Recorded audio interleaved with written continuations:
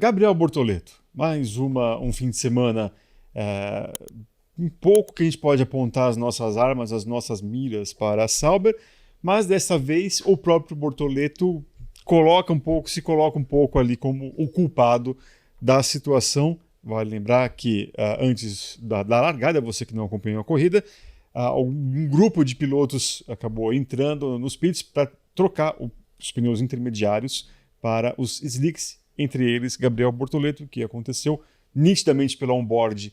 Deu para ver que realmente estava o piso ali, o local em que ele acabou rodando, estava encharcado. Ivan, vou começar contigo essa.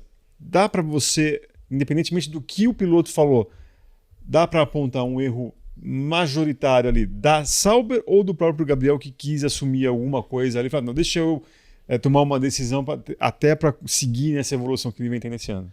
Cara, é difícil apontar erro majoritário, porque quando você fala de uma estratégia de pneus, você está abordando uma estratégia que ela é conjunta.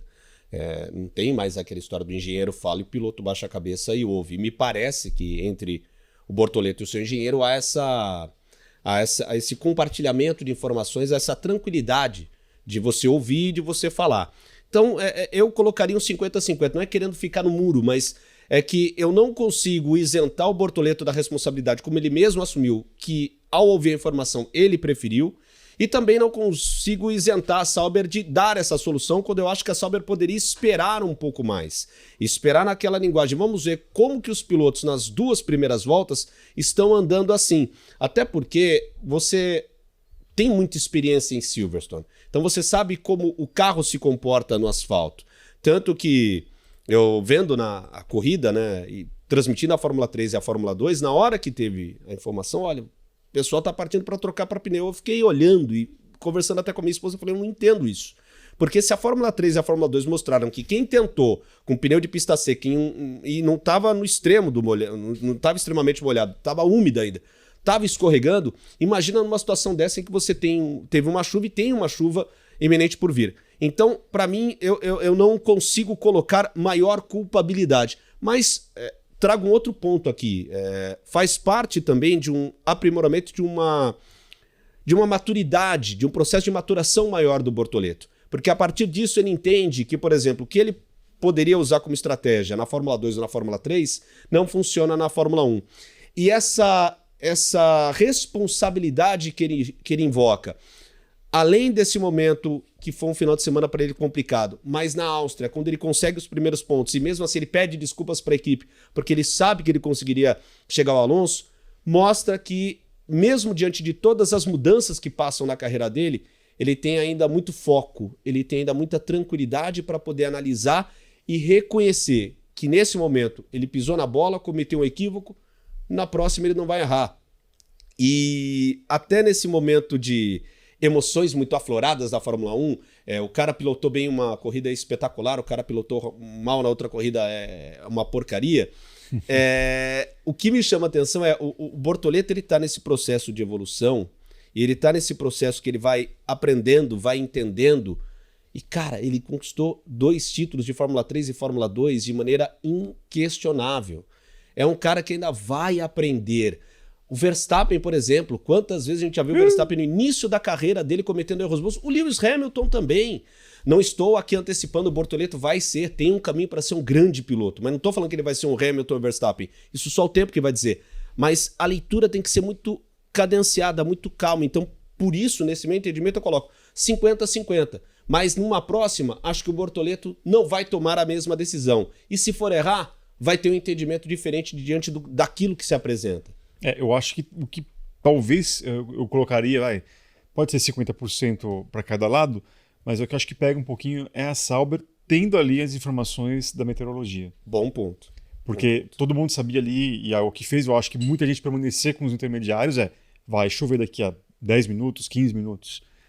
E isso não foi levado em consideração em ressaltar isso ao Bortoleto. Beleza, foi o Russell entrou, o Leclerc entrou, vou nessa, se os caras estão entrando, só que a galera toda, sei lá, McLaren, o Verstappen, eles acabaram entrando. Curioso, né? Sim. Porque o ponto fora da curva nessa questão estratégica do GP da Grã-Bretanha foi o Stroll, né? Ele coloca pneu macio e consegue, de fato, despachar o pessoal ali figura em um dado momento na terceira posição, à frente do Hülkenberg e do Hamilton, né? Então, tinha um momento ótimo ali de calçar os slicks, que foi o do Stroll.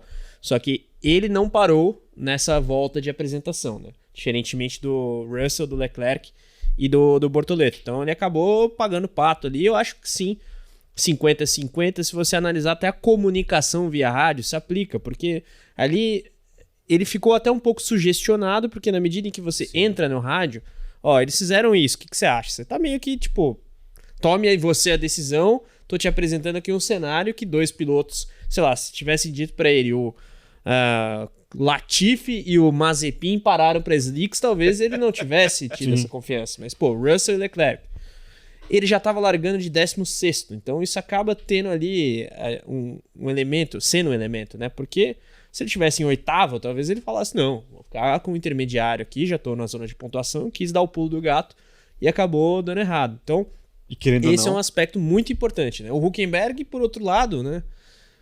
O conservadorismo dele acabou sendo uma aposta que se pagou de imediato, porque como essa galera toda parou, ele já ganhou posições. Não, e querendo ou não, a própria Sauber gosta, desde o início do ano, gosta de dividir ali as estratégias para os caras. Falam assim, beleza, a gente vai ter aí, a gente está coberto pelo menos com um deles. Né? Se der muito certo com o Gabriel, ele vai avançar, e se não der certo com o Gabriel, certamente o Hülkenberg vai acabar conseguindo essas posições. Mas essa questão da comunicação ela é muito delicada, né?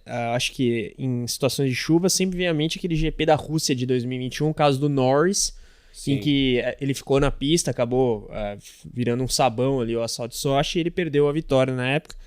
E muita gente criticou, muitas pessoas, aliás, criticaram o Norris, mas à época eu lembro de criticar mais a McLaren, porque ela deixou o Norris desamparado do ponto de vista informacional. Ele estava na liderança, nunca tinha ganhado uma corrida, e falou, vou ficar aqui e tentar me agarrar. Daqui eu não saio, daqui ninguém me tira. Exatamente. Vou tentar manter essa vitória, né? A gente comparou, na época, eu lembro bem disso, Eric, acho que você vai também lembrar, com equipes um pouco mais bem azeitadas nesse processo de decisão estratégica em um momento nevrálgico da corrida. Por exemplo, a Mercedes, quando precisa fazer algo, entra o Toto Wolff no rádio e fala, vai fazer.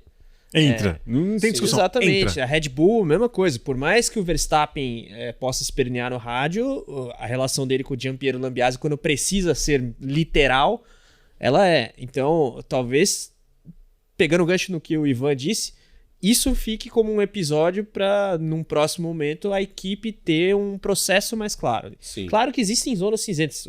Eu citei o Hamilton e o caso da Mercedes com o Toto Wolff. Muitas vezes ele batia o pé e dava certo a batida de pé dele. Só que aí é um cara que tá na Fórmula 1 desde 2007. O Bortoleto entrou ontem na Fórmula 1. E aí, essa é a minha dúvida que fica nesse ponto que o Eric traz. Será que o Bortoleto acionaria a equipe para pedir a troca de pneu?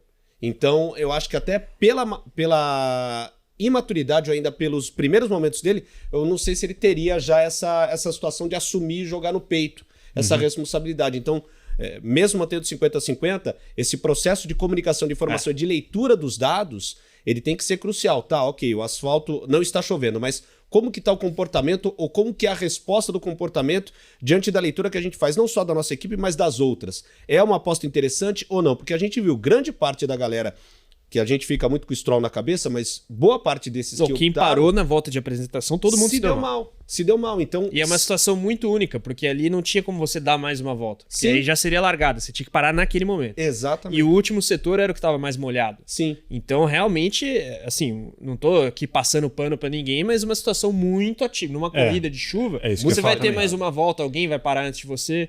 No caso, até teve alguém que parou, não sei, não vou lembrar agora, que foi ali foi o Fernando Alonso, se eu não me engano. Ele foi o primeiro a botar slicks em um dado momento X lá, caiu lá pra trás, não deu muito certo. Virou 8 segundos, parece mais lento, né? No volta a volta. Aí é mais fácil. O que eu acho, e aí também não passando para as equipes, né? Eu nunca vi tamanha diferença numa mesma pista, né? Tá realmente molhado de um canto e seco do outro. E isso realmente tira do conforto ali, fala assim, para onde a gente vai? Porque qualquer decisão vai ser algo quase lotérico. O que você normalmente tem tá molhado 100%, tá seco 100%. Não, chove não molha em diferentes partes da pista. Isso é muito traiçoeiro. Agora, uma coisa que eu achei muito positiva foi realmente o Bortoleto vir a público matar isso no peito. Essa Exato. responsabilidade. Cara, Isso diz muito sobre ele no tempo, contexto né? da equipe. Exato. Sim. E numa corrida em que ele poderia, sei lá, vendo o companheiro de equipe conquistando um pódio que nunca conquistou, se milindrar por qualquer motivo, não só não o fez, matou a responsabilidade no peito, como foi o primeiro a ir lá abraçar o cara. E me parece que a equipe tá muito bem configurada. Não tô dizendo que, enfim, são melhores amigos, nem nada que vale, embora pareçam ser de fato Sim. amigos. Mas isso é bom, né? E ele beber da fonte que é o Hülkenberg é algo, eu acho que muito importante para ele.